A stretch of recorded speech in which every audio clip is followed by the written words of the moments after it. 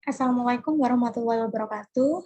My name is Putri Rahayuning Tias. So here I will explain my opinion about regarding privacy in using social media.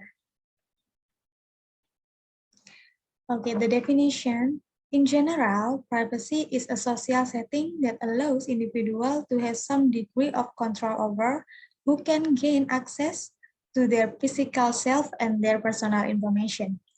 Jadi secara umum, privacy adalah pengaturan sosial yang memungkinkan untuk seorang individual tersebut dapat mengontrol siapa sih yang bisa mengakses suatu informasi personal si individualnya tersebut. The definition privacy in social media that's mean that someone will limit access to his social media profile from the reach of outsider. Jadi untuk definisi privacy in social media itu berarti bahwa seseorang ini akan memberikan akses terbatas pada profil sosial medianya yang bisa dijangkau oleh seseorang yang lain atau seseorang yang tidak bisa dikenal. Jadi, so that outsider cannot see the details of the social media contents that we publish on social media. Jadi seseorang dari luar ini atau orang lain ini tidak bisa melihat konten yang ada di sosial media kita.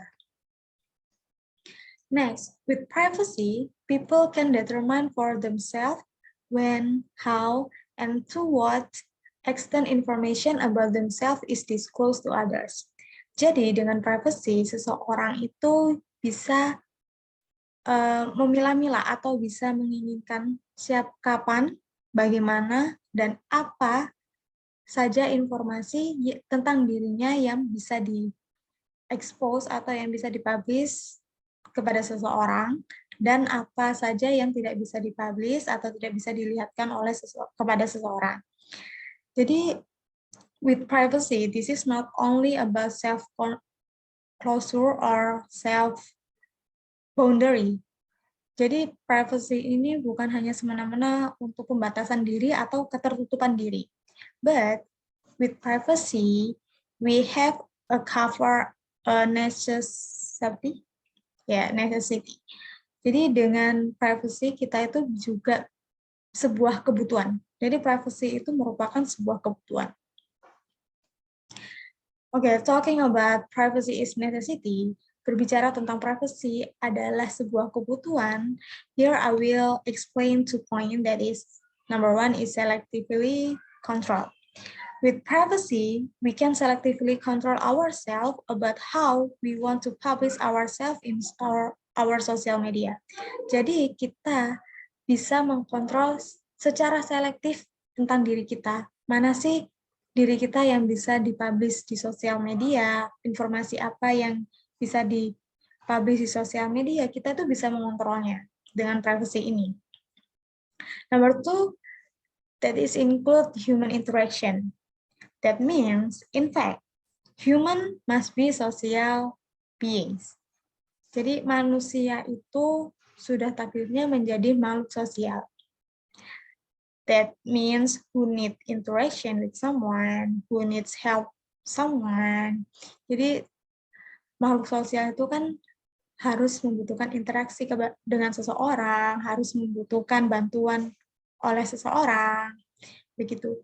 But not every people, not everyone can open themselves up to many people. Jadi, tetapi tidak semua orang itu bisa membuka diri dia kepada seseorang lain, orang lain gitu.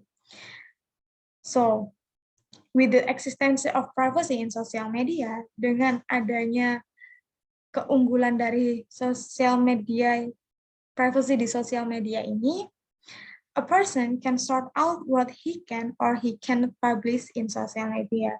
Jadi dengan keuntungannya privacy in social media, seseorang ini bisa mengontrol mana sih yang bisa dipublish di sosial media dan mana yang tidak bisa dipublish di sosial media atau yang harus diprivacy kepada seseorang yang tidak dikenal. And then privacy in using social media provides several factors both for self and space. Okay, let me explain about self first.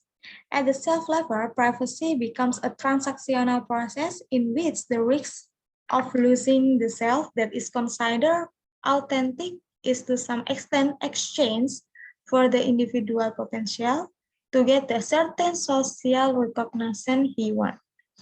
Jadi dengan taratan self atau diri ini, privacy ini menjadi sebuah transaksi, proses transaksi di mana seseorang itu bisa mempublish potensial akan dirinya di sosial medianya, dan si individual ini bisa mendapatkan sebuah pengakuan sosial yang dia inginkan. Number 2 is space. At space level, privacy is an effort to build semi-transparent personal space as an arena for contestation over the exchange process to obtain reciprocal relationship.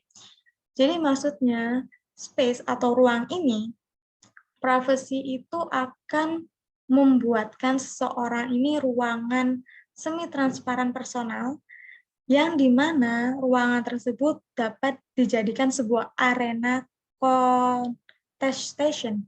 kontestasi untuk sebuah penciptaan relasi dengan seseorang yang lain. So, the conclusion. Privacy using social media is quite beneficial for many people in limiting themselves from unwanted things. Jadi, menurut saya, privacy using social media ini memiliki beberapa benefit yang bagus untuk beberapa orang untuk mencegah dirinya itu dari sesuatu yang tidak diinginkan. Contohnya seperti pembulian atau penyebaran informasi yang berlebihan begitu. But it would be nice if a privacy on social media is used as well as possible and does not commit social media violation, such as blaming someone or negative content. Jadi, lebih baik jika privacy di sosial media ini itu digunakan sebaik-baiknya mungkin dan dapat menghindari pelanggaran di sosial media. Contohnya pelanggarannya seperti menghujat seseorang atau konten-konten yang negatif atau konten yang di luar nalar yang menyebabkan kerugian seseorang. Itu semoga bisa dihindari dengan adanya privacy on social media. So that is my explained opinion about social media using privacy using in social media. Sorry if I have a mistake. Thank you. Wassalamualaikum warahmatullahi wabarakatuh.